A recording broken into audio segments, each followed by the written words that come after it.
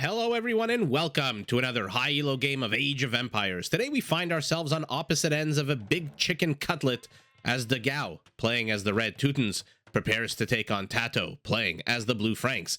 Now while the players herd their herdables, explore their immediate surroundings, and try to go up to feudal as fast as possible, let's take a look at the respective civ matchup we'll be watching today. Now the Teutons, like the Byzantines, are a civilization designed to take a beating and still stay standing.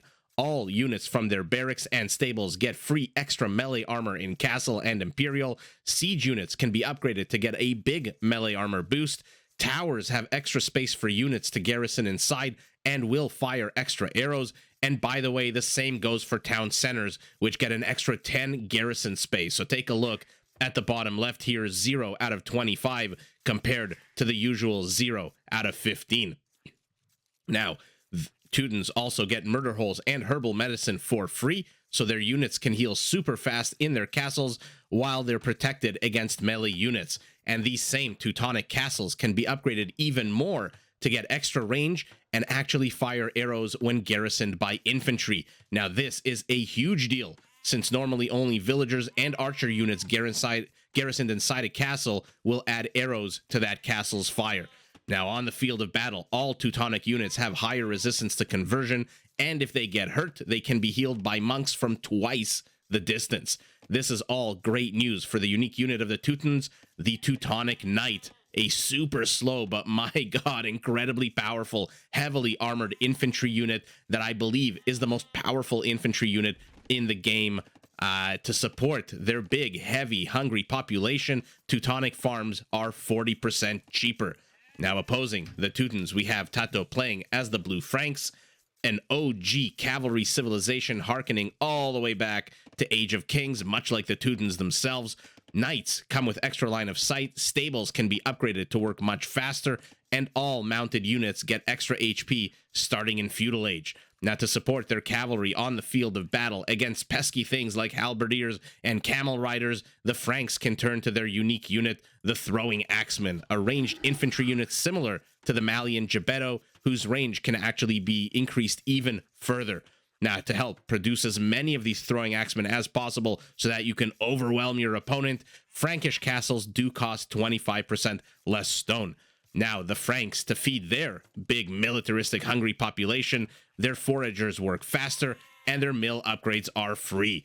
So those are the two civs we have, two OG civs from the original Age of Kings, Age of Empires 2 game in the hands of two very strong, very known players. We have TaToH with 25-23 elo against DogAO with 24-94 elo. Incredibly close players. Let's take a look at the actual situation on the map where the players find themselves. This reminds me a little bit of the name of the map completely left my brain. The one with 12 berry patches instead of the usual 6. They have, where is his primary gold? Oh wow, very exposed in the front, as is his secondary gold here. Very exposed. Primary stone a little bit safer, I guess, but still completely in the middle of nowhere. This base essentially wide open. Same goes for TaToH on this map, although his secondary gold is nice and close to his primary stone, nice and safe in the back of his base. So I think I missed the is this the primary stone? No, 5. This is the primary stone with 6 clumps here, exposed. His secondary stone exposed in the front, and his secondary gold also. I apologize, is this his primary gold? 5 gold. Okay, I guess that's his primary gold on this map.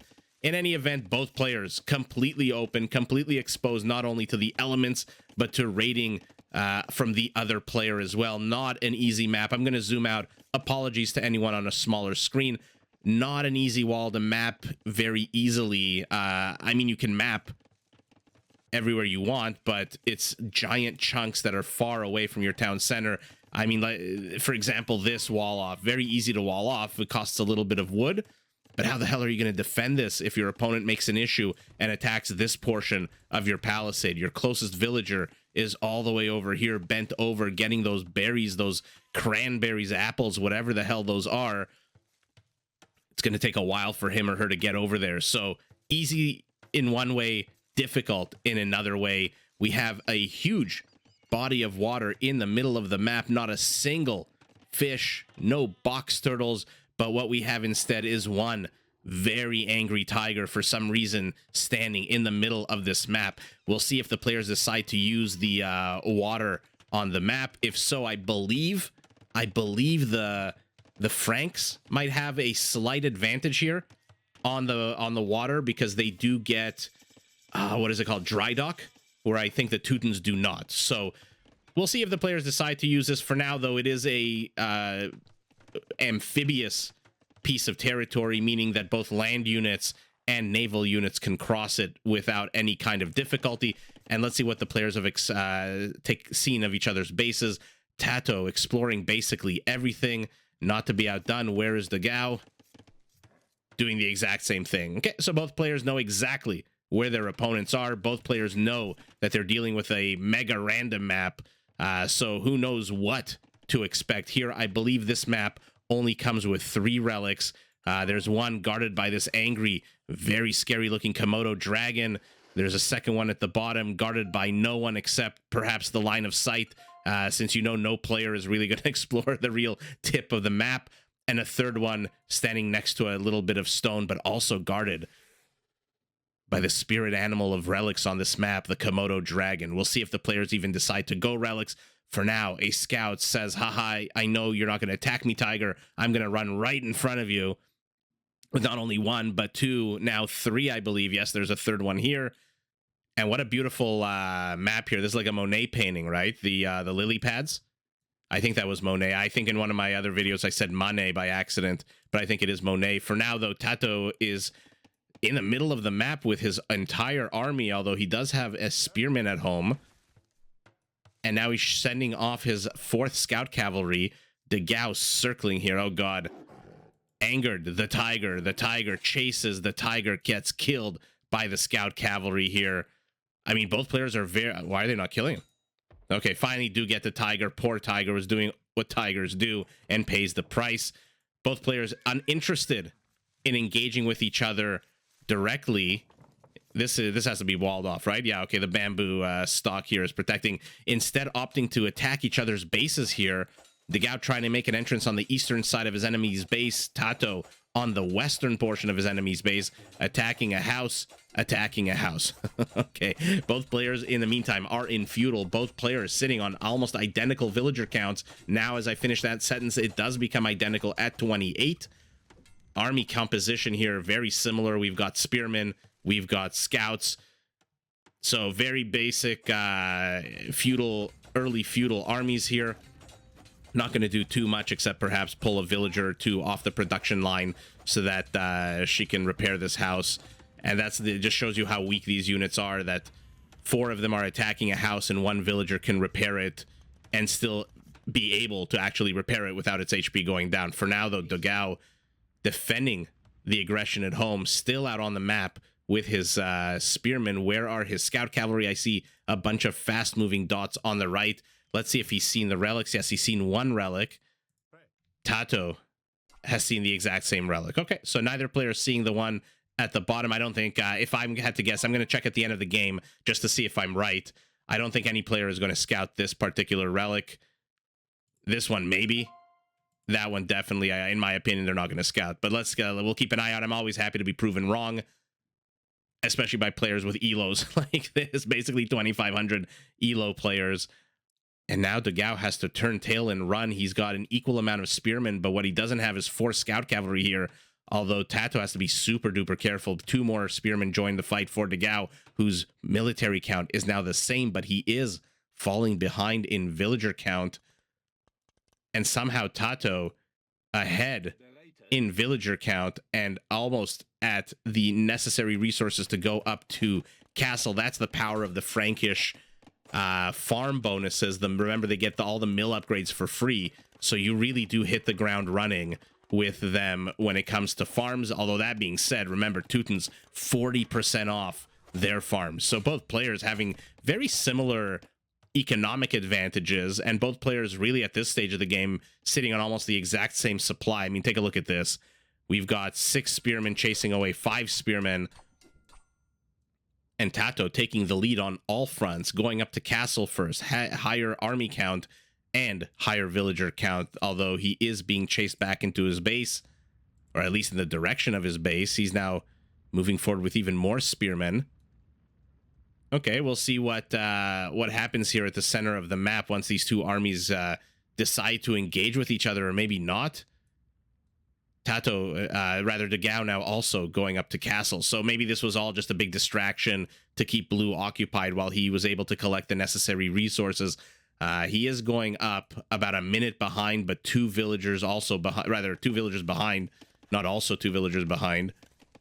And now the chase continues. We've got scouts chasing scouts. We've got spears chasing spears. Not too sure what the point of any of this is, to be honest. TaToH will hit castle first. We'll see if he upgrades any of these units to pike or to light cav. For now, what are we building? A dock. Okay. So, I mean, he must have seen, right, that there are no fish here. So I wonder if this is going to be purely military. Yeah, there's a demolition raft coming out. You love to see it. A lot of fun YouTube shorts from a bunch of creators showing demolition raft just blowing the shit out of land-based units. Brilliant move here by TaToH to attack multiple targets with only one villager repairing. Maybe choose a second target a little bit away so that the villager has to bounce like a ping pong between those two places. But hits castle. Does TaToH 1 town center, 2 town centers going up for him. Decent locations next to the wood here, next to the wood here. A good amount of space for farms, protecting the flanks of his base. And we'll see what he decides to do with these town centers. He's already ahead in villagers. DogAO supply blocked at 45. Needs to build more houses stat. Choosing to do so, but also choosing to plop down 2 town centers of his own. Love this location with the stone, with the wood. Once these palisades are demolished, plenty of room for farms. This one also on the high ground. Okay, interesting placement. So both players choosing to, I guess, defend the extremities of their bases here. So one to the south, one to the north, one to the south, one to the, what is this? We'll call it the northwest.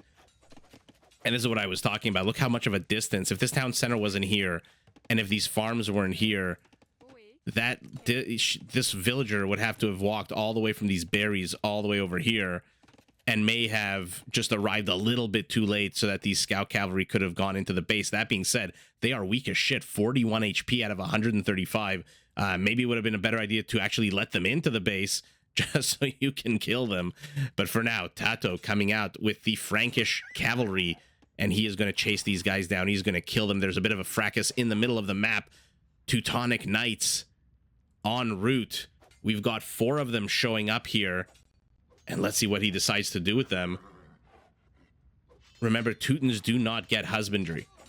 And so his knights are going to be a little bit slower than DogAO's if DogAO decides to go knights. But remember, to counter that, I guess, to balance that out, Franks do not get bloodlines, whereas Teutons do. So slower and tankier versus faster and weaker.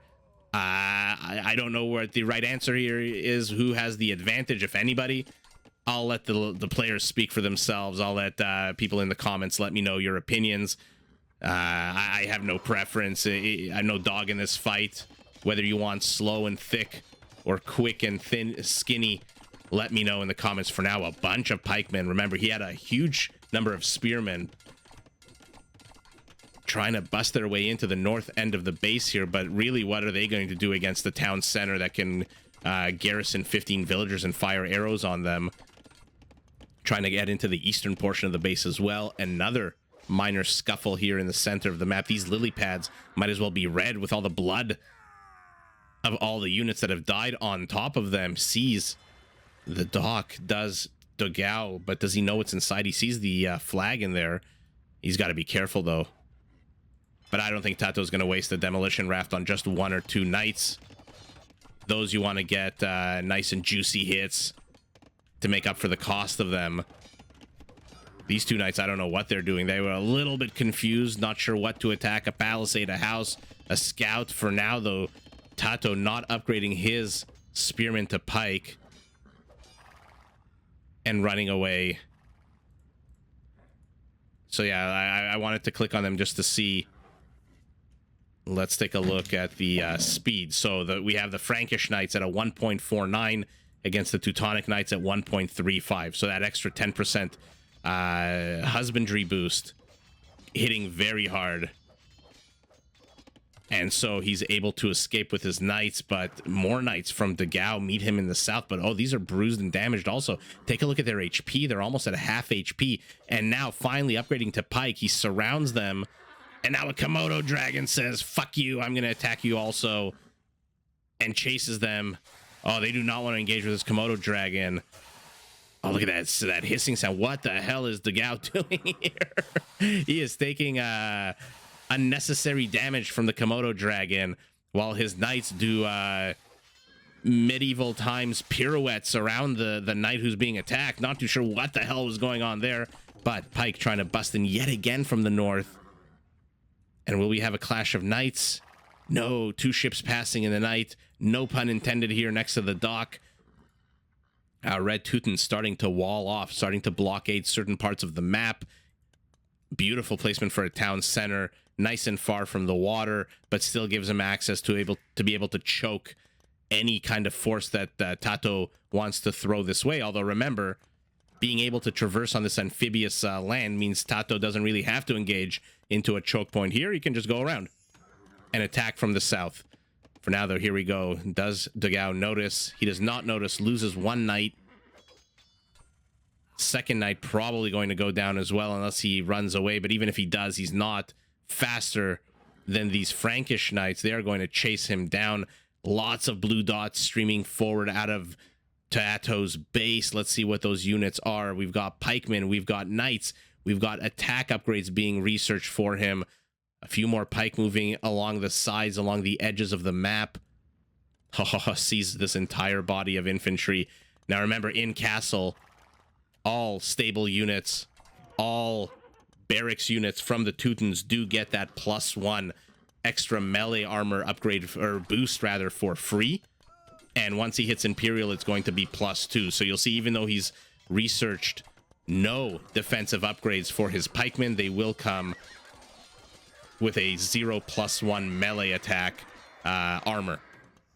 And that's just one of the cool benefits of the Teutons, like I said, designed to take a punch to the face, just like the Byzantines can spam endlessly, or they can rely on their thicker, stronger buildings. The Teutons can rely on their tougher units with the extra melee. Where are you going? Where is his monastery? Up here.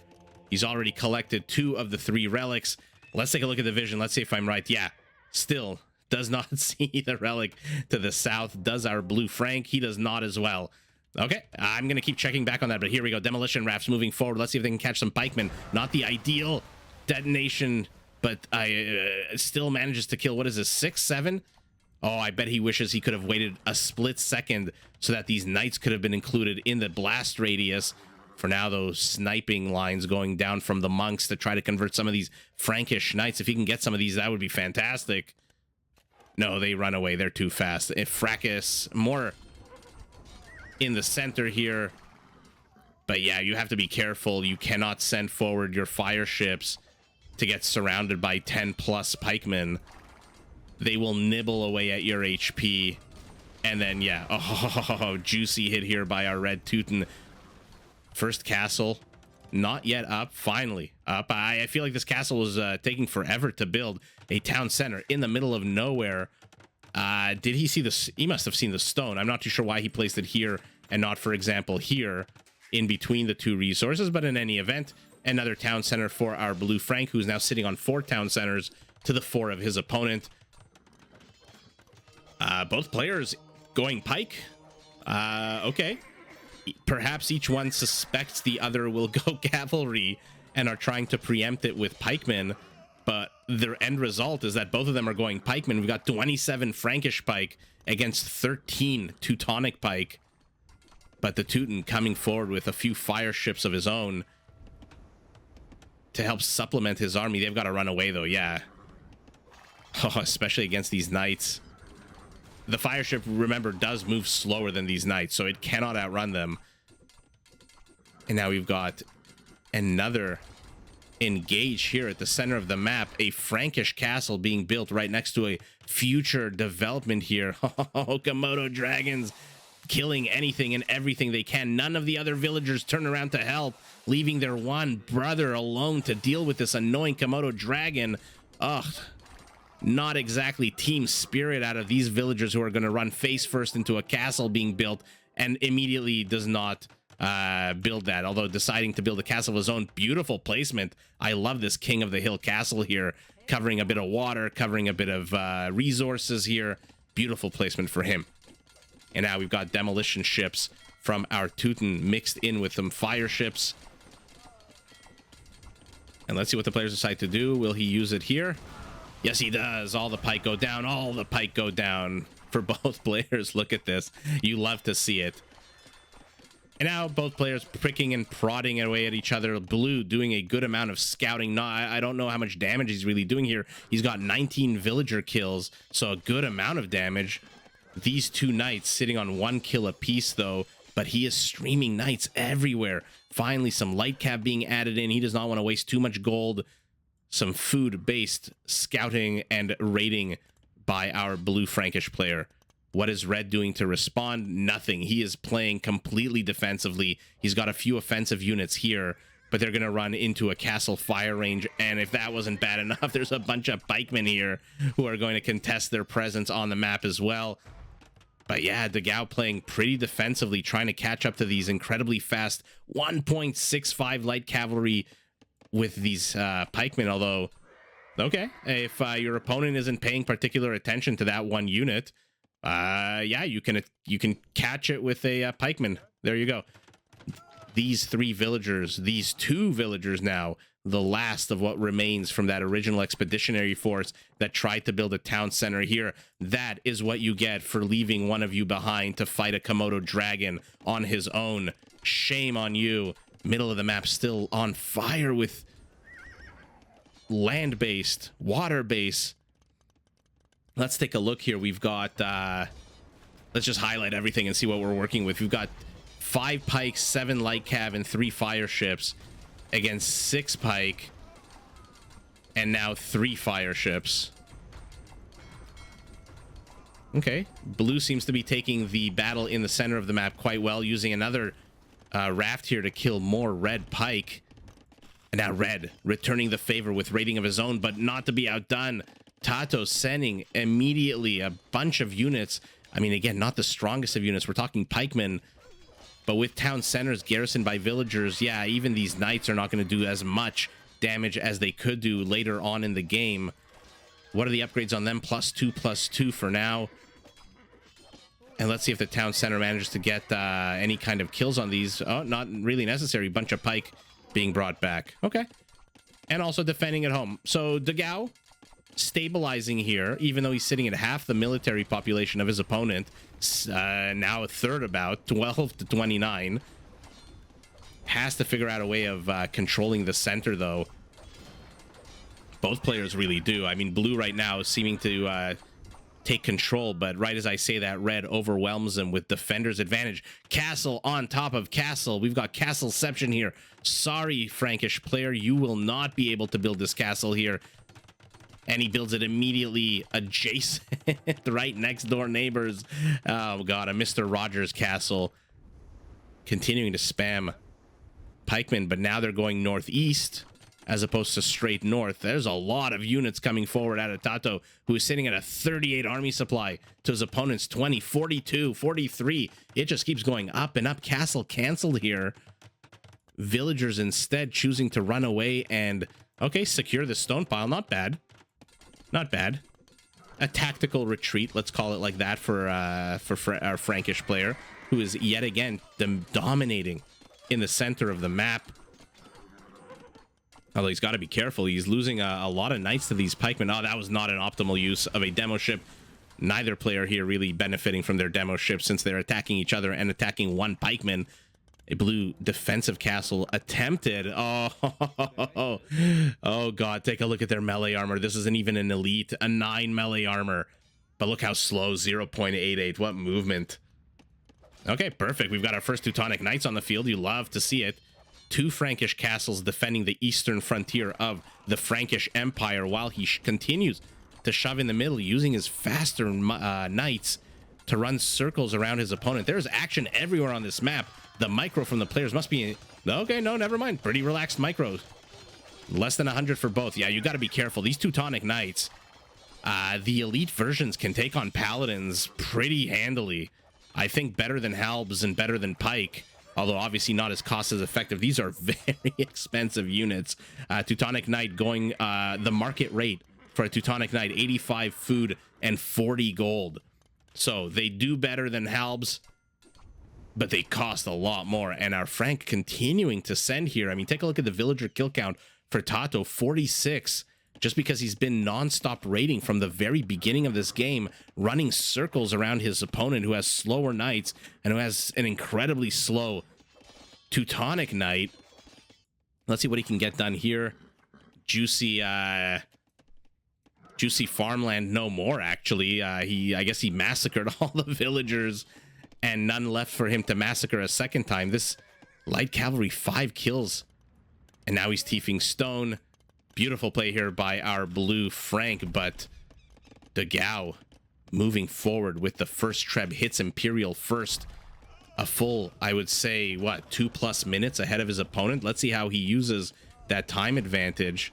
Now Red taking control of the center, and Red exploding in population once he hit Imperial. 56 army supply to 30. And dare I say, perhaps a better army supply? We've got Teutonic Knights, we've got Monks and Trebs, 42 Halberdiers is a lot of Halberdiers. Opposing this, we've got Pike, who are not upgraded yet. He does not have the gold to upgrade them anyway. We've got Light Cav, we've got Knights, and we've got Throwing Axemen. The Throwing Axemen are going to be great against these Halbs, but if he moves forward with his Teutonic Knights, yeah, that's going to be a problem. They take very little damage from any kind of melee attack. And now they're going to take even less damage. My god, plate mail armor going down. That is the third rather, defensive upgrade for these infantry, which should now have a +5, by the way. Because remember, once they hit Imperial, they get +2 melee armor for free. And once this armor upgrade finishes, keep an eye out here on the +4, became +5.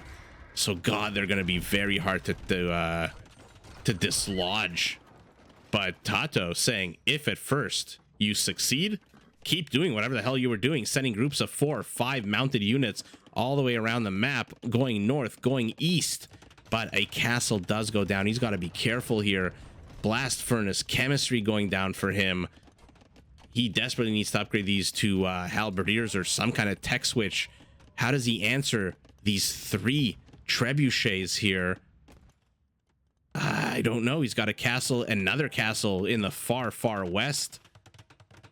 And take a look at the mini map. He has ringed all of the water with castles here, did our blue Frankish player, who is now moving forward. I said, how's he going to contest these Trebs? Says, you know what? I'm going to distract him on the left and move in on the right. Why did he stop? Why did he stop? Oh, no, that looked like a brilliant little move there to distract DogAO on the western portion of the battlefield while he moved in with 7 Pike and a few Throwing Axemen to try to get rid of these Trebs on the right. He probably could have gotten 1. Would have lost all his units, I suspect, but still would have gotten 1. Continuing to raid. God, he's being so annoying with these Light Cav. But he's lost complete control of the water here. And on the land, his army is a bit lackluster. What is he getting? Bearded Axe. That's going to increase the range of these Throwing Axemen. I'm desperately trying to click it. But as you know, my clicking skills are not the greatest. Now we've got Halberdiers fighting with Pikemen, supported by Throwing Axemen, but Hand Cannoneers for the Teuton player, who is now supply capped, while his opponent struggles to get above 180. And let's see what these players do with their military counts are not the powerful. You know, when you hear Franks versus Teutons, you expect big, powerful units, right? You've got Paladins, you've got Throwing Axemen, you've got Paladins, you've got Siege, you've got Hand Cannoneers, you've got Teutonic Knights. My god, a castle going down here by these Trebs. These Trebs are just destroying all the static defense that our Frankish players put up. But no, so far the players, instead of going heavy tanky units, are deciding to just go bipedal trash units. But finally mixing in, we've got a bombard cannon coming out of our Frank, and we've got more and more hand cannoneers coming out of our Teuton. He still has 4 Teutonic Knights. Where are they? They are here in the south, in the south of his base. Okay. If you're trying to protect your base from raids, Teutonic Knights may not be the ideal candidates for you to select. Okay, finally getting the Halberdier upgrade. Should not engage until that is researched. Although with this many throwing axemen, he's going to get a good amount of Red's Halberdiers as well and take very little damage. Although you know what will kill him is these hand cannoneers supporting those Halberdiers. Okay, wisely retreats into the attack zone of a castle, but another castle going down here. DogAO exerting himself down the west portion of the map. TaToH needs to do the same, but yeah, you're not look at how little damage is done to a Teutonic Knight by these throwing axemen. They do so little. Surprised they didn't turn around and try to catch the one unit on the map that is actually slower than them is the bombard cannon. So surprised they didn't try to catch them. Remember, Teutons do not get any upgraded scout cavalry. They are basically stuck in feudal age, stuck in dark age actually. They do not have light cavalry. They do not have hussars. And so they have just the most basic primitive scout cavalry. They still attack on a 9, but that is nowhere close. What is this? Where are you going? How did you manage to sneak in here, cheeky villager? We'll keep an eye on her for sure to see what she plans on doing. But now he's his bombard cannon is threatened here. Okay, good. Manages to save it. Oh, gets caught out by this scout cavalry who will unfortunately kill her. But how is he planning on responding to these trebuchets is my question. Our Frankish player has nothing but... Okay, he's building 2 more bombard cannons. I was going to say nothing but 1 bombard cannon. Oh, God. Takes a ball to the face here from 3 of his opponent's bombard cannons. And now TaToH is in real trouble. His army supply sitting in half of his opponents. He is being attacked on the northwest. His water avenue is being completely denied. And now his opponent is returning the favor. Although Halberdiers versus basic scout cavalry, you know who wins that battle handily. And DogAO just moving forward. Perfect villager count, by the way, for both players, around 120. I think that is the optimal for this stage of the game. Maybe a little bit more for TaToH if he wants to start pumping out cavalry units. But for now, DogAO engaging into castle fire, not the ideal use of his army, but does he even care? He's at 180 population, and he's just throwing these units away because while they're being attacked, while TaToH is busy attacking scout cavalry, 3 trebs and 3 bombard cannons are just gunning his entire infrastructure down. Yeah, not surprised here. TaToH has no answer to these long-ranged units of mass destruction here, these trebuchets, these bombard cannons. He just has no ability to close in on them because the second he tries to, he's got halberdiers, he's got 14 hand cannons with 29 kills on them. Not surprising since TaToH basically was just going halberdiers the entire time and throwing axemen. And now the moment I have been waiting for, and no doubt you have been waiting for, has anyone discovered this relic? I mean, now obviously I think he might have seen it here. Yeah, blue discovered it. Red also discovered it. Okay, so both players discovered it, but I guess it's was so late in the game that ultimately they decided, you know what, fuck it, we're not going to really look at that third relic. DogAO especially doesn't care because he's already sitting on the 2 of the 3, so he's got 2/3 of the relics out on the map. But what a fun game. Holy shit, they were both raiding each other. Did TaToH, though, throw away too many cavalry units, too many knights, too many light cav into raiding this portion of the map? I mean, he was streaming units here for a good 20-25 minutes, I think. The question is, was that cost effective? And did it ultimately lead him to losing the game because he just couldn't, it was just too many resources wasted? I mean, you love to see 56 minutes into the game, scout cavalry attacking villagers. But you know, that's the fun of watching Teutons. They've got some of the heaviest hitting units in the game, but number one, their archery roster is terrible. And number two, they're stuck perpetually in the adolescent phase of the game. Oh, look at this guy. This guy, he thinks he's King Richard over here, ready to just strike this poor villager down. She's at full health. He's at almost full health, but what an image here with his sword, ready to just swipe rather, and his compatriots doing the same. This one bent over, trying to get a villager who's probably grabbing at his horse's leg. Wow, what a fun game.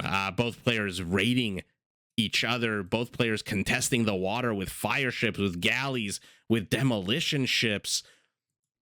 I wish TaToH would have pulled a bit more aggressive moves here on the northeastern portion of the map. He's got a few throwing axemen upgraded, by the way, to get the extra range here, the +1 with the bearded axeman upgrade. And he's got a bombard cannon. What does he have? Not enough stone for another castle, but he's got 1,500 food. I mean, if he builds a few stables here, it could do well for him. An archery range. He's got 4 elite skirmishers. What the hell are these elite skirmishers? Yeah, okay, I was saying I'm going to hope they were back in the base here, but too little, too late. And take a look at the army supply, just 62 to 21, literally almost 3 times as much. His opponent's supply capped already. Him, TaToH, struggling to maintain above 150. And our Teuton just put his town center here, built a bunch of infrastructure. I mean, take a look at this infrastructure from him. 6 archery ranges, 6 barracks, 6 stables, all just on this portion of the map. I'm not even counting, not even looking at this side of the map, which has even more military. Both players fantastic. Let's look at peak APM. Should be decent. Okay, DogAO higher here. TaToH playing a more relaxed game. 177 halbs to 147. And let's take a look at these stats. See how much the relics help. Not too much. Basically, the extra gold that DogAO got, he got them from the relics. Aside from that, he'd be almost identical in terms of resources. So what an even matchup. What an even game. But at the end, let's also look at the kill count. Nice. Anytime you have about 800 kills in less than an hour, you know, the gods are happy with the sacrifices made in Age of Empires here. We've got 350 killed for our Frank, 440 just about for our Teuton, who raided and killed about 27 more villagers than his opponent. So even though TaToH just kept sending more and more cavalry to the north, it's actually DogAO with his raiding here in the south of the map that manages to get the lead in civilian kills. And ultimately, though, TaToH just had no response to these 6 units. And this is, I think, what ultimately led him to GG. Not that they're being protected by a huge chunk of army here. I mean, 14 hand cannoneers, a couple of halbs, and a very, very fresh scout cavalry in the Imperial Age. I mean, a small number of cavalry, I think, could have either run circles around these guys or just attack the Trebs. These guys are very exposed. The cannoneers don't fire super fast, I don't think. Where is the firing? 3.5 seconds between attacks. So they're not the fastest firing units in the game. If you can get some of your light cav in here, you could have sniped at least 2 of these Trebs. I mean, look at their HP. Horrible horseshit HP, below 50%. But let's take a look at TaToH's production facilities and see if he could even do that. He's got 4 archery ranges, 4 stables, and 4 barracks. So whereas our Teuton went for the 666, our Frank went for the 444. And ultimately, yeah, I mean, look at all this empty space, no production facilities here. He's not sitting on too much wood. Our Teuton's sitting on 2,000 wood and enough stone for 1 more castle, by the way. Not that he was really using castles that predominantly in the game. He's got a few anchoring castles here on the eastern portion and on the west portion of his map, but these guys, these are the death dealers in this game. I mean, they're just ripping through anything that TaToH has, and TaToH just does not have the ability to rebuild castles, to rebuild infrastructure, whatever the hell this was. He does not have the wood to rebuild more than 1 or 2 of it at the moment.